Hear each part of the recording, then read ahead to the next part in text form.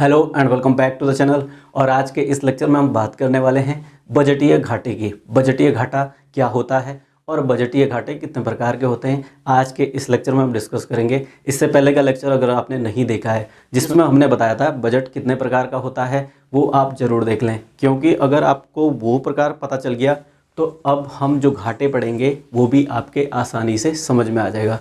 तो देखते हैं बजटीय घाटा क्या होता है। बजटीय घाटे की अगर हम सिंपल शब्दों में बात करें तो जो घाटा बजट का घाटा होता है, यानी जितनी हमारी कमाई होती है और जितने हमारे खर्चे होते हैं, उन दोनों का अंतर क्या कहलाता है, आपका बजटीय घाटा। ये सिंपल शब्दों में है या अपने परिवार के परिप्रेक्ष्य में।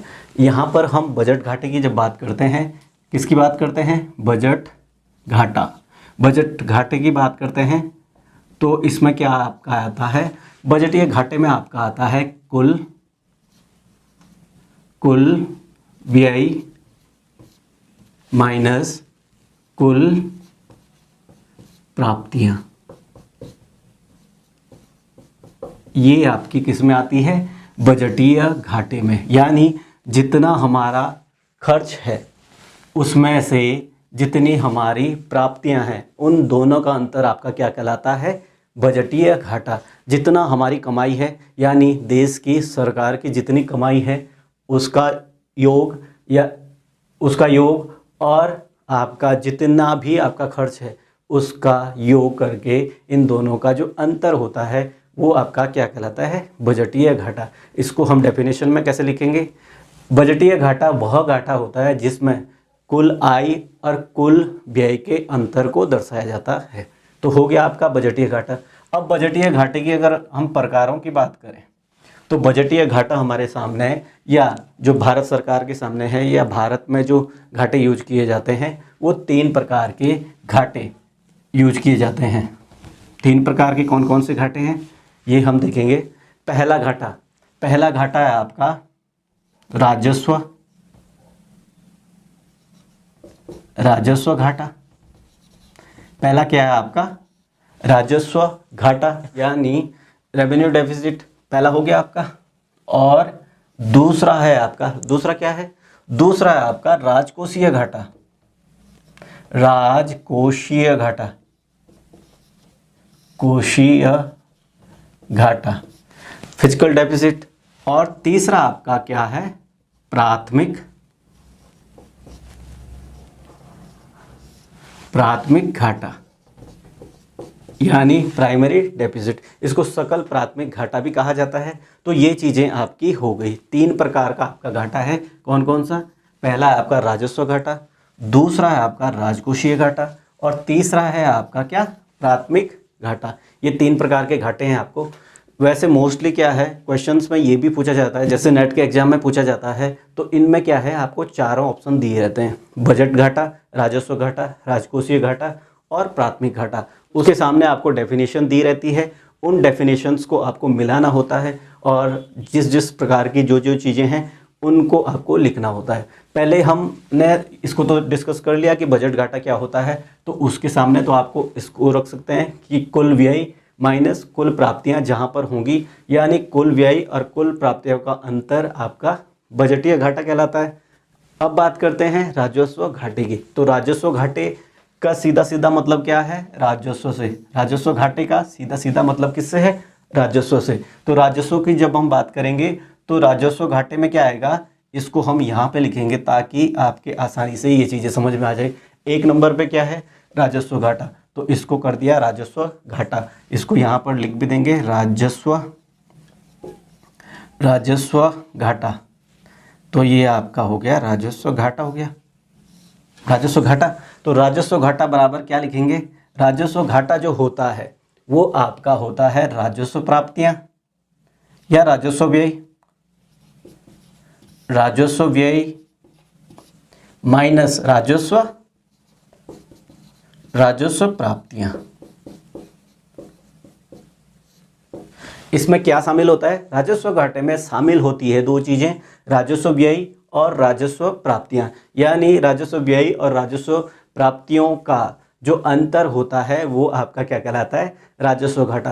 क्योंकि आपने जब बजट पढ़ा था, जब हमने क्या पढ़ा था, बजट जब हम पढ़ते हैं तो इसमें हमने 2 टाइप की चीज़ें देखी। एक आपकी देखिए राजस्व वाली देखी, और एक आपकी देखिए आपने पूंजीगत वाली। कौन सी देखी थी आपने?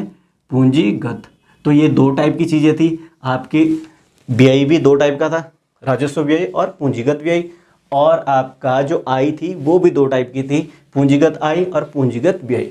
तो वैसे ही जब हम राजस्व घाटे की बात करते हैं, राजस्व घाटा जब हम पढ़ते हैं तो उसमें क्या आता है कि राजस्व व्यय और राजस्व क्या है प्राप्तियां, यानी राजस्व आय का जो अंतर होता है वो ही आपका क्या कहलाता है? राजस्व घाटा। तो ये आपका पहला हो गया। दूसरे घाटे की बात करते हैं। दूसरा घाटा आपका क्या है? राजकोषीय घाटा। क्या है? राजकोषीय घाटा। दूसरा आपका राजकोषीय घाटा।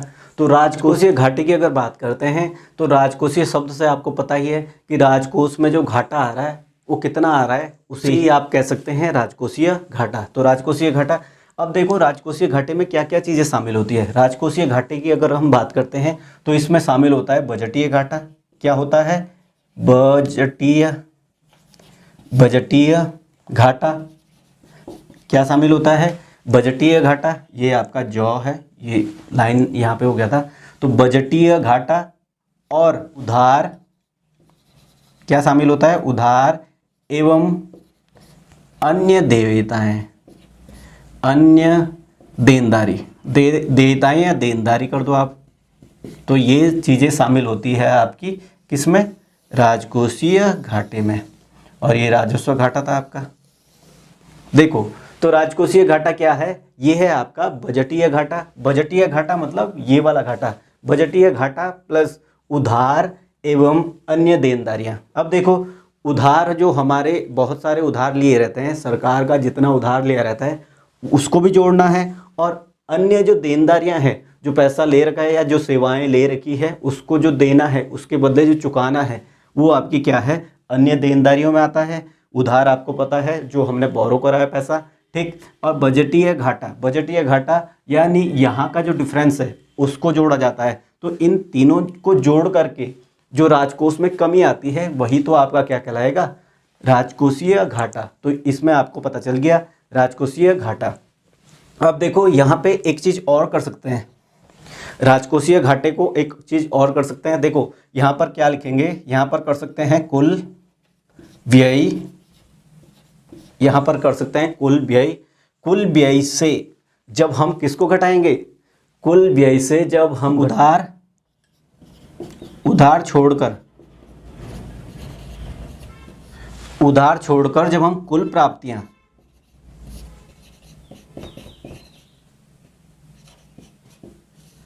प्राप्तियां घटाएंगे तब भी आपका क्या निकलेगा? राजकोषीय घाटा। देखो यहाँ देखो कुल व्यय और कुल प्राप्तियां।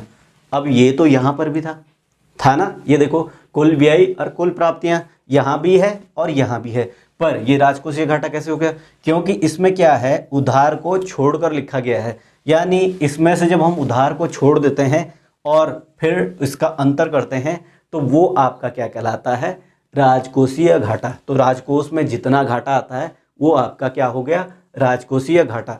इसके बाद बात करते हैं थर्ड की, क्या है आपका? प्राथमिक घाटा। प्राथमिक घाटा।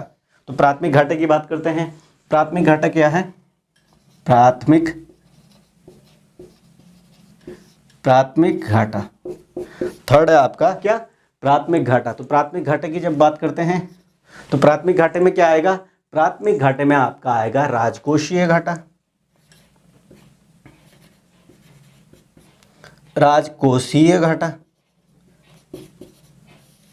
राजकोषीय घाटा। और आपका राजकोषीय घाटे से जब हम क्या करेंगे? ब्याज भुगतान, ब्याज भुगतान को जब हम माइनस करेंगे तो हमारे पास क्या मिलेगा? प्राथमिक घाटा क्या निकलेगा? जब हम राजकोषीय घाटा, यानी राजकोषीय घाटा मतलब ये वाला, राजकोषीय घाटे से जब हम ब्याज भुगतान को, जो हमने ब्याज का भुगतान करना है उसको जब हम अलग कर देंगे तो वो हमारे पास क्या निकलेगा? प्राथमिक घाटा। सिंपल शब्दों में आपने जाना कि देखो राजस्व घाटा क्या होता है, ये भी आपने जाना, राजकोषीय घाटा क्या होता है वो भी जाना, और प्राथमिक घाटा क्या होता है वो जाना। एक लाइन में चारों को समझ लेते हैं ताकि आप कंफ्यूज ना हो। देखो, बजट हमने देखा था कि बजट क्या होता है, हमारा आय और व्यय का ब्यौरा आपका क्या कहलाता है, बजट कहलाता है। बजट हो गया। अब देखो, बजट में सबसे पहला आता है बजट का घाटा। तो बजट का घाटा आएगा, तो बजट घाटा क्या होता है, जितनी हमारी कमाई है और जितना हमारा खर्च है उन दोनों का अंतर आपका क्या कहलाता है, बजट घाटा। अब देखो, बजट घाटा आ गया। बजट घाटे के बाद बजट घाटा जो हमारे पास आता है वो 3 टाइप का आता है। 3 टाइप का है आपका बजट घाटा, राजस्व घाटा, राजकोषीय घाटा और थर्ड है आपका प्राथमिक घाटा। ये 3 टाइप के आपके घाटे आते हैं बजट घाटे के। ठीक, तो जब 3 टाइप के खाते आ जाते हैं, 3 टाइप के आपके घाटे आते हैं, तो इसमें देखो राजस्व घाटा क्या होता है। राजस्व घाटा आपका राजस्व से संबंधित है, तो राजस्व व्यय और राजस्व आय का जो अंतर होता है वो आपका क्या कहलाता है, राजस्व घाटा। दूसरा क्या है आपका, दूसरा है आपका राजकोषीय घाटा। अब राजकोषीय घाटा क्या होता है, देखो इसमें क्या है, बजटीय घाटा है, यानी ये वाला घाटा, यहाँ से जो डिफरेंस आया था, इसका जो अंतर आया था उसको जोड़ करके और अन्य जो हमने उधार ले रखे हैं और अन्य देनदारियां हैं उनका योग करके हमारा क्या निकलता है, राजकोषीय घाटा। इस टाइम पे मैंने जो बजट में सुना था वो 5.9 है शायद, राजकोषीय घाटा जो है वो 5.9% है इस टाइम पे। तो ये है आपका राजकोषीय घाटा। अब देखो, इसको हम एक और उसमें भी देख सकते हैं। देखो, कुल व्यय में से जब उधार को छोड़कर कुल प्राप्तियां घटाते हैं, यानी सेम यही है, पर इसमें क्या है, इसमें तो उधार भी जुड़ा हुआ है, पर यहाँ पे उधार को छोड़ करके जब हम अंतर निकालते हैं तो हमें राजकोषीय घाटा प्राप्त होता है।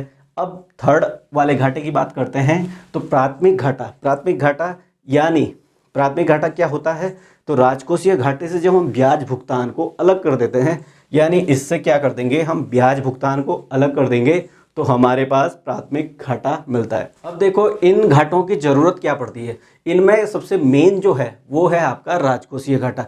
राजकोषीय घाटा हमें ये दिखाता है कि सरकार को कितने पैसों की या कितने मुद्रा की और आवश्यकता है, तो वो उस हिसाब से या तो टैक्सेस या जहाँ से भी वो पैसे लेती है, मार्केट से उठाती है या विनिवेश करती है, वो सरकार पर निर्भर करता है। पर जो मेन घाटा है वो आपका प्राथमिक घाटा है, यानी सकल प्राथमिक घाटा कितना है, ब्याज को छोड़ करके। ब्याज तो हमें देना ही पड़ेगा, पर यहाँ के लिए अभी खर्च करने के लिए चाहिए ना, ये तो ब्याज तो अलग चीज़ हो गया।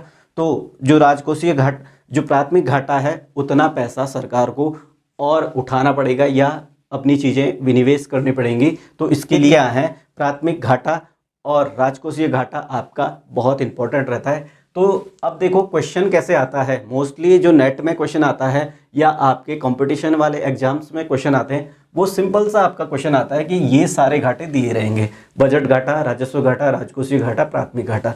इसके सामने ही आपकी ऐसे टाइप की डेफिनेशन दी रहती है, ये वाली चीज़ें दी रहेंगी और उनको आपको मिलान करना होता है। कभी कभी क्या रहता है कि दिया रहेगा कि राजस्व व्यय और राजस्व प्राप्तियों का अंतर आपका क्या कहलाता है, तो वहाँ पे ऑप्शन दिए रहेंगे और उनको आपको सॉल्व करना होता है। तो आई होप कि आपको बजटीय जो घाटे हैं वो समझ आ गया होगा। समझ आ गया है तो वीडियो को लाइक कर दें, शेयर कर दें अपने दोस्तों के साथ। चैनल पर नए हैं तो चैनल को सब्सक्राइब करना ना भूलें। धन्यवाद।